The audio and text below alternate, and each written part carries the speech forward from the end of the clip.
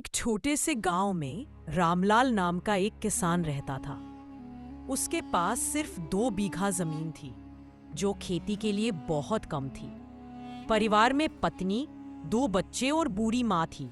रामलाल सुबह सूरज निकलने से पहले ही खेतों में चला जाता और देर शाम तक मेहनत करता, लेकिन फिर भी उसकी आमदनी इतनी कम थी कि परिवार का पेट भरना मुश्किल हो जाता। हर साल बारिश समय पर न होने से उसकी फसल खराब हो जाती। कभी सूखा, कभी बाढ़ और कभी कीट फसलों को बर्बाद कर देते। गांव के लोग उसे ताने मारते।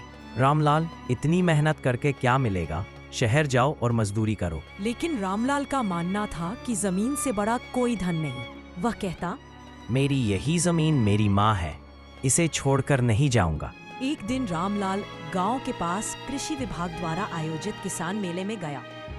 वहां उसने सीखा कि नई तकनीकी तरीकों और सही बीजों से उपज बढ़ाई जा सकती है। उसने जैविक खेती, ड्रिप सिंचाई और उन्नत बीजों के बारे में जानकारी ली।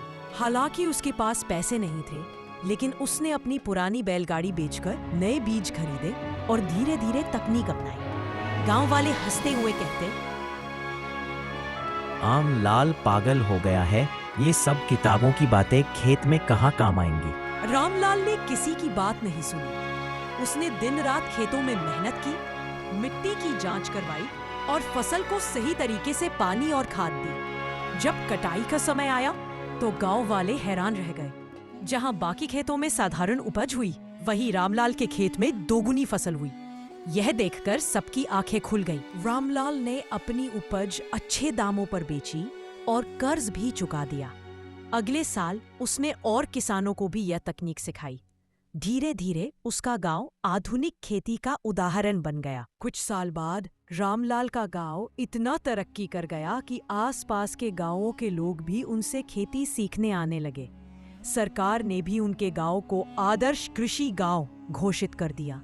रामलाल अपने खेत के बीच खड़े होकर मुस्कुराया और बोला, जिस जमीन को सब छोड़ने को कह रहे थे, उसी जमीन ने मुझे इज्जत और खुशहाली दी।